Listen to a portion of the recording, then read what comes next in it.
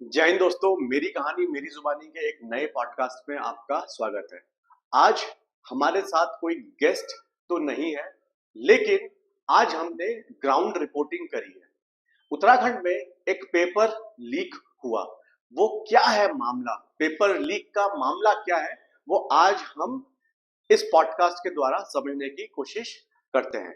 सबसे पहले हुआ क्या, Uttarakhand UK triple SC paper leak मामला है क्या, हम जानेंगे कि इसमें ताजा अपडेट क्या है और हुआ क्या था। 21 सितंबर 2025 को यूके ट्रिपल एससी की स्नातक स्तरीय भर्ती परीक्षा के दौरान मात्र 35 मिनट बाद 3 पेज सोशल मीडिया पर वायरल हो गए। यह लीक देहरादून के एक परीक्षा केंद्र से हुआ। एसटीएफ और पुलिस ने कार्रवाई की और 2 लोगों को गिरफ्तार किया, हकम सिंह और पंकज गौड़ को। उन पर आरोप है कि उन्होंने उम्मीदवारों को सरकारी नौकरी दिलाने के नाम पर 12 से 15 लाख रुपए की मांग की। अब हुआ क्या, एसटीएफ और देहरादून पुलिस ने जांच शुरू कर ली है। आयोग ने भी अपनी आंतरिक जांच करनी शुरू कर दी है। अभी तक अधिकारियों का कहना है कि पूरा पेपर नहीं, केवल कुछ पन्ने ही लीक हुए, मतलब 3 पेजेस ही लीक हुए। अब हुआ क्या, आज देहरादून में परेड ग्राउंड में एक प्रोटेस्ट हुआ। वहां पर स्टूडेंट्स और कुछ छात्र नेता पहुंचे हुए थे। उन्होंने क्या कहा वो आपको आगे बताने वाले हैं। इस पेपर में ये सारी चीजें हुई हैं। साथियों, जब हमने उत्तराखंड खुद हमने और हमारी टीम ने, जब हमें ये पता चला कि हाकम का साथी जो पंकज गौड़ है, वो पंकज गौड़ जो है 15 लाख रुपए में पटवारी का पेपर, स्नातक स्तरीय पेपर को 15 लाख रुपए में लगवाने की बात कर रहा है युवाओं से, ये हमें पता चला। हमने क्या किया कि अपना एक साथी हमने तैयार किया। उस साथी को खुद हमने 2 दिन प्रैक्टिस करवाई। 2 दिन हमने ये सुनेंगे तो उसमें पंकज गौड़ कह रहा है साथियों कि तुम एक काम करना, अब नकल के तरीके बदल गए हैं। ऐसा पहले होता था कि पेपर, ध्यान से सुनना साथियों, वो कह रहा है कि अब तरीके बदल चुके हैं और जो है तुम गोले छोड़ देना और तुम्हारे गोले हम अंदर से भरवाएंगे। ये कहना था उनका कि हम अंदर से भरवाएंगे। अब एक बात समझ में नहीं आ रही है कि ये गोले अंदर से भरवाने वाला कौन है।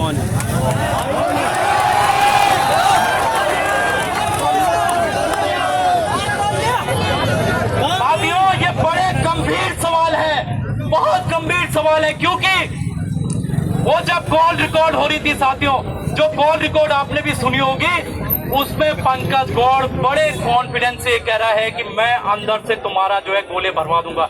ऐसा कॉन्फिडेंस साथियों और नहीं होता है, जो करवाता है उसका ऐसा कॉन्फिडेंस देखा जाता है। अगर आप एक अभ्यर्थी से पूछेंगे, वो बड़े कॉन्फिडेंस से आपको बता सकता है कि मेरे कितने नंबर आ रहे हैं।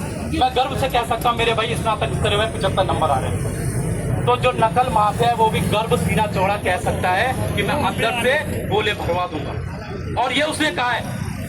तो अब जब इस पेपर की गोपनीयता पूरी भंग हो चुकी है, इस पेपर की गोपनीयता हर तरीके से भंग हुई है, तो इस पेपर को कैंसिल करवा कर दोबारा से नई परीक्षा है।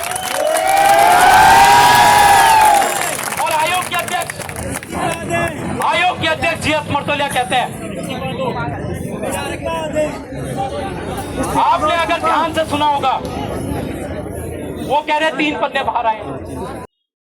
तो हुआ क्या कि आज देहरादून परेड ग्राउंड में एक प्रोटेस्ट हुआ, जहां पर स्टूडेंट्स ने बढ़ चढ़कर हिस्सा लिया और कुछ राजनीतिक पार्टी भी आई स्टूडेंट्स को सपोर्ट करने के लिए। अभी तक परीक्षा रद्द नहीं हुई है। आयोग का कहना है कि परीक्षा यथावत मानी जाएगी और जांच रिपोर्ट आने के बाद ही कुछ बड़ा निर्णय लिया जा सकता है।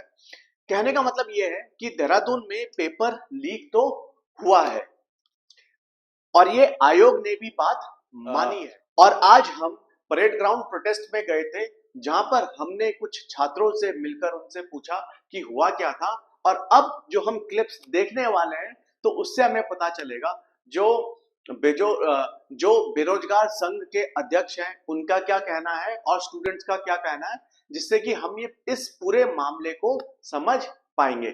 आगे हम इन क्लिप्स में ही देखेंगे कि आज क्या घटना हुई थी। धन्यवाद। पॉडकास्ट विद पंकज आर्य में आपका स्वागत है। आज हम जानेंगे कि युवाओं के साथ ये क्या हो रहा है और जो एक प्रोटेस्ट है उसके पीछे की वजह क्या है। देखिए, प्रोटेस्ट इसलिए हो रहा है कि कल संयुक्त स्नातक या इस तरह एक पेपर होता है। वो पेपर जो है 11 बजे से दोपहर 1 बजे तक होता है, लेकिन 11:35 पर वो पेपर हमारे पास होता है और हम पूरे प्रदेश को बताते हैं, ये देखिए आपका पेपर 11:35 पर बाहर है। 35 मिनट में पेपर अगर बाहर निकलता है तो इसका मतलब ये समझा जाता है कि इस पेपर की गोपनीयता पूरी तरीके से भंग हो चुकी है। इस पेपर पे अब हमारी जो मांग है, इस पेपर को दोबारा आयोजित किया जाए। जो ऑडियो हमने एसटीएफ को दिया, जिसके आधार पर हाकम सिंह की गिरफ्तारी हुई, जिसके आधार पर जो है ये जो पंकज गौर था हाकम का साथी, उसकी गिरफ्तारी हुई, उस ऑडियो को अगर आप ध्यान से सुनेंगे, उस ऑडियो में ये बताया जा रहा है पंकज गौर के द्वारा अभ्यर्थी को कि 15 लाख में आपको जो है मैं अंदर करवा दूंगा और मैं जो है ये गोले अंदर से भरवाऊंगा, तुम गोले छोड़ देना और गोले अंदर से भरवा जाएंगे। अब सवाल यहाँ पर ये उठता है, पंकज गौर ने जो बात कही कि गोले अंदर से भरवा जाएंगे, तो अंदर वो गोले कौन भरवा रहा है? इसकी भी निष्पक्षता से जांच होनी चाहिए। हम जो है एसटीएफ का सम्मान करते हैं, एसटीएफ ने बहुत अच्छी कार्रवाई की। हमारे कहने पर उन्होंने कुछ ही घंटों में हाकम को भी अंदर करवाया और जो पंकज गौर था उसको भी अंदर करवाया। लेकिन अब हम ये कह रहे हैं कि आप जो है आयोग के अंदर बैठे जो अधिकारी हैं उनकी जांच करो, उनके कॉल रिकॉर्डिंग की जांच हो, तभी जाकर और परीक्षा को 1 महीने के भीतर आयोजित कराया जाए। उत्तराखंड में पेपर लीक की जांच कराई जाए, सीबीआई जांच होनी चाहिए, तभी जाके ये युवा जो है संतुष्ट होगा। पेपर लीक ये बार-बार ये क्यों हो रहा है? देखिए, पेपर लीक बार-बार इसलिए हो रहा है क्योंकि एक बार अगर ये किसी को अगर पकड़ लेते हैं तो उसको उस पर बार-बार निगरानी नहीं रखते हैं। अगर आप देखिए, आप अगर देखेंगे तो हाकम सिंह की गिरफ्तारी दोबारा कौन करवाता है, उस पर नजर दोबारा कौन रखता है? वो हम लोग थे जो उस पर नजर रखे, उसकी हमने गिरफ्तारी करवाई। तो ये पुलिस धामी सरकार ये उन पर जो है बार बार नजर क्यों नहीं रखती है? दूसरी चीज, अगर नकल माफिया अंदर जा रहा है, जेल के अंदर वो जा रहा है, तो उसको बाहर कौन निकलवा रहा है और फिर से वो उसी चीज में एक्टिव भी हो जा रहा है, उसकी हिम्मत कौन बढ़वा रहा है? ये सरकार अगर चाहती तो नकल रोधी कानून के तहत आज ऐसे लोगों पर जो है मुकदमा कर देती, इनसे 10 करोड़ अगर वसूलती तो शायद आज ये हरकतें नहीं करते। लेकिन नकल रोधी कानून अगर आप देखेंगे तो आज तक किसी पर भी नकल रोधी कानून के तहत मुकदमा दर्ज नहीं हुआ है, मतलब किसी नकल माफिया पर आज तक मुकदमा दर्ज नहीं हुआ है। तो कई बड़ी दुर्भाग्य की बात है। और अगर मुकदमा दर्ज हुआ है वो किस पर हुआ है? वो कि एक छात्र पर हुआ है, और वो छात्र क्या है जिसने ये बताया कि मेरी ओएमआर में थोड़ा बहुत गड़बड़ है, उस पर आप मुकदमा कर देते हो, लेकिन नकल माफिया पर मुकदमा नहीं करते। तो ये बड़ी दुर्भाग्य बात है, इसको पूरा करना पड़ेगा। अपने चैनल के माध्यम से आपकी बात आगे तक पहुंचाएंगे। जी सर, जानते हैं ये पूरा मामला है क्या? हमारे साथ है अंशुल नौटियाल से जानेंगे कि ये पूरा मामला क्या है, क्यों आज ये प्रोटेस्ट हो रहा है। जी सर, क्या है, कल हमारे प्रदेश में एक परीक्षा थी स्नातक स्तरीय। ये परीक्षा क्या होती, 11 बजे शुरू होना था और 1 बजे खत्म होना था, लेकिन 11:25 पे जो है 11:35 पे जो है व्हाट्सएप पर पेपर की फोटो आ जाती है, व्हाट्सएप पे वायरल होने लग जाती है। उसके बाद बेरोजगार संघ उसे 1 बजे जब पेपर खत्म होता है प्रश्नों को मिला के देखता है और वो वही सेट होता है जो कि परीक्षा चल रही थी। अब ये बड़ा सवाल है कि 11:35 पर 11 बजे पेपर शुरू हुआ, 11:35 पर कैसे वो आउट हो गए, व्हाट्सएप पर वायरल हो गए? तो ये कहीं ना कहीं सिस्टम की नाकामी दिखाती है। उसके बाद क्या हुआ, मतलब जैसे ये वायरल हुआ उसके बाद इन्होंने बेरोजगार संघ के हमारे अध्यक्ष थे जो पहले, उन्हें बॉबी कुमार को उठाकर ले गए, उन्हें हिरासत में किया, उनसे पूछताछ की, उसके बाद छोड़ दिया। फिर हमने तय किया कि आज हम यहाँ से सचिवालय कूच करेंगे, लेकिन शासन प्रशासन की निकम वो देखिए आप। मैं जब इसे कल बना रहा था तो मैं 2 जगह अटक रहा था कि कानून का दुरुपयोग और अधिकारों की हत्या सही होगा नहीं होगा। आज ये चरितार्थ होता हुआ दिख रहा है। तो इन्होंने सरकार से मांग क्या है आपकी? जी बिल्कुल, इन्होंने क्या किया कि आज धारा 163 लगा दिया ताकि यहाँ आ ही ना पाए, लेकिन हम सब यहाँ एकत्र हुए हैं, जनता ने इस धारा 163 को नकारा है एक तरीके से। अब हमारी मांग सिंपल सी है, सबसे पहले तो जीएस मार्कंडेय को ट्रिपल के जो चेयरमैन है वो इस्तीफा दे।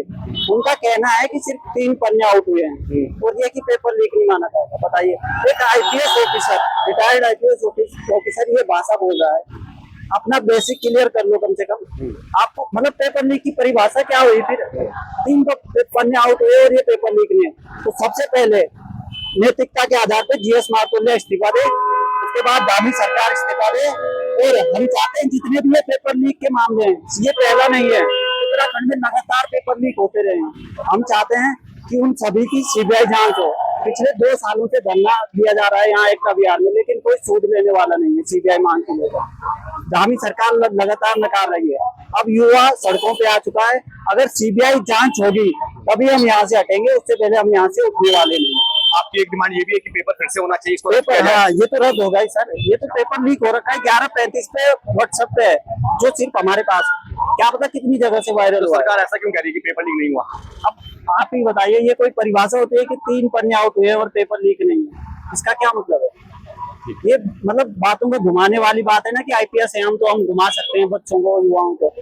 ऐसा नहीं है, हम भी पढ़े लिखे हैं, हमने भी पढ़ा है। अगर जीएस मार्तोले जी सबसे पहले नैतिकता के आधार पर इस्तीफा दे और इस पे सीबीआई जांच मांगते हैं, और ये तो रद्द होना चाहिए, री एग्जाम होना चाहिए कल का पेपर।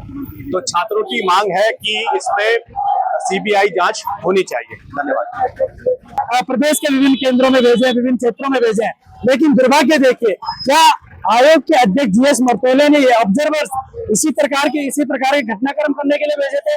क्या जीएस मार्तोले जी ने ये पुलिसिंग की जो बात कर रहे थे कि हमारी पूरी तैयारी हो गई है, हमने सिस्टम को जैमर लगा दिए हैं, हमने परीक्षा केंद्र में जैमर लगा दिए हैं, तो अगर आपने जैमर लगाए थे तो ये प्रश्न पत्र बाहर कैसे आ रहे थे? तमाम परीक्षा केंद्रों से फोन आ रहे हैं कि बाहर तो नेट खूब चल रहा था, फोन पे बातें हो रही थी। जब ये तमाम तरह की चीजें परीक्षा केंद्र में हो रही थी तो जैमर का तो सवाल ही नहीं उठता। और जहां तक ये बातें हैं जो गिरफ्तारियां हुई, और जहां उससे पूर्व की बात मैं कहूं, अगर आयोग के अध्यक्ष कह रहे हैं कि हमारी पूरी तैयारी है, तो आपका जो तंत्र है, जो आपका खुफिया ब्यूरो एजेंसी है, जो पुलिस है, वो एक्टिव क्यों नहीं थी? हमने इससे पूर्व 1 माह पूर्व यूकेएसएससी के जो सेक्रेटरी है गिरधारी सिंह रावत, हमने उनको भी तथ्य दिए थे कि यहाँ पर नकल माफिया गैंग जो है वो सक्रिय है, और आप एक्टिव हो जाइए, आप पुलिस को इन्फॉर्म करिए और इन चीजों को रोकने का प्रयास कीजिए। लेकिन उन्होंने हमारी बातों को गंभीरता से नहीं लिया, और गंभीरता से न लेने के कारण आज परिणाम सबके सामने है। परीक्षा लीक हुई और आयोग के अध्यक्ष जीएस मार्तोले का बेतुका बयान, अनर्गल बातें कर रहे हैं कि 3 पृष्ठ बाहर आए, ये पेपर लीक का मामला नहीं है। अरे भाई, प्रश्न पत्र से 1 क्वेश्चन भी बाहर आया, वो क्यों आया, किसके कारण आया, कैसे आया, उसकी जांच होनी चाहिए। एक सवाल ये है कि आप इन्वेस्टिगेशन करने के लिए हम लक्सर में रहे, हमारे रामकुमार जी के नेतृत्व में हमारी एक टीम लक्सर में रही 3 से 4 दिन, हम देहरादून में एक्टिव रहे, हमारी टीम उत्तरकाशी में एक्टिव रही, तमाम चीजों से कोडर में एक्टिव रही, तमाम चीजें हमने खंगाली है। और जब हमने एस्टर को तथ्य दिए, जब हमने एस्टर के सामने सारी बातें रखी, तब गिरफ्तारी होती है। अगर आप तैयारी थी, अगर आपको एग्जाम कराने की, आपकी खुफिया एजेंसी तैयार थी, तो आप तक क्यों नहीं सूचना पहुंची? बेरोजगार संघ को कैसे सूचना मिली? इसलिए आपका तंत्र जो है, आपका खुफिया एजेंसी फेल है, आपका यूकेएसएससी का सिस्टम फेल है, आपका पूरा एडमिनिस्ट्रेशन फेल है, इसीलिए जो पेपर लीक का प्रकरण सामने आया। और इसके अलावा तमाम सेंटरों से जो है अनियमितताएं सामने आ रही हैं। लगातार हमको लोग मैसेज कर रहे हैं, परेशान युवा तमाम तरीके की सूचनाएं भेज रहे हैं, और वहां पर हम लोग मीडिया के साथ उनको साझा कर रहे हैं। और किन लोगों ने मदद की? देखो, कुछ लोग हमारे पर्दे के पीछे होते हैं, जो हमारे रिसर्च विंग की टीम है, जिन लोगों ने तमाम चीजें कलेक्ट की है, उनका इस तरीके से नाम उजागर करना मैं सही नहीं समझूंगा। लेकिन हाँ, नेतृत्व में राम भाई कंडवाल के नेतृत्व में एक टीम 3 से 4 लोग हमारे लक्ष्य में रुके थे, 3 से 4 लोग हमारे कोर्ट या देहरादून में, जिसमें मैं भी सम्मिलित था, लोग देहरादून में एक्टिव थे, एक टीम हमारे उत्तरकाशी में एक्टिव थी। ये तमाम टीमें जो एक्टिव होने के बाद जब हमें दौर का पता लगा और हमने उनका टेस्टिंग करवाया, तो चीजें सामने आई, और चीजें सामने क्या गिरफ्तारियां हुई है, तथ्यों में बिल्कुल सत्यता थे, तथ्य बिल्कुल सत्य थे, और इसीलिए गिरफ्तारी हुई है। और आयोग का अध्यक्ष का कहना कि ये पेपर लीक नहीं है, पेपर लीक नहीं हुआ है, ये अनर्गल बात है। एक आईपीएस का अधिकारी का ये कहना, जो यूपीएससी क्लियर करके आया हो, वो इस तरीके की अगर बातें करे, तो ये मुझे लग रहा है कि युवाओं को गुमराह करने वाली बात है, प्रदेश के बेरोजगारों को गुमराह करने वाली बात है, उत्तराखंड बेरोजगार संघ को गुमराह करने वाली बात है। जिस तरीके से युवाओं के साथ छलावा हो रहा है, पूर्व में भी होता आया है, वर्तमान में भी हो रहा है, और यही हालत भविष्य में भी होगा। सीधी सी मांग है कि सीबीआई जांच हो। इसमें सरकार का फेलियर है, इसमें आयोग का फेलियर है, इसमें पुलिस प्रशासन का फेलियर है। और ये मुख्यमंत्री की गंभीरता देखिए कि 24 घंटे से अधिक समय होने के बाद उनका बयान तक नहीं आया है। उनके नियत में खोट है, वो सीबीआई जांच नहीं करवाना चाहते और प्रदेश का युवा चाहता कि सीबीआई जांच हो। सीबीआई जांच के माध्यम से जो कल्प्रिट है, जो ब्लैक शिप है, उनको बाहर निकाला जाए, जो और सरगना है उन तक पहुंचा जाए। ये सारी चीजें हैं और जो चीजें अभी ग्राउंड में चल रही है, जो एविडेंस है, इसके अलावा और भी एविडेंस है, उन एविडेंसों के आधार पर इस परीक्षा को कहीं न कहीं मांग कर रहा है कि दोबारा करवाई जाए। उस आधार पर इस परीक्षा को आगे करवाया जाए और 1 महीने के अंदर दोबारा करवाया जाए। आप लोगों को हमारी ये ग्राउंड रिपोर्टिंग कैसी लगी? अगर आप चाहते हैं कि हम भी देश के, उत्तराखंड के ऐसे ही मुद्दे आप लोगों तक सामने लाएं, तो आप हमें कमेंट सेक्शन में बताएं। ये हमारे लिए भी एक नई पहल है और हम चाहते हैं कि हम इस तरीके की ग्राउंड रिपोर्टिंग आप लोगों के लिए करें और हम आप लोगों को जागरूक करना चाहते हैं। धन्यवाद।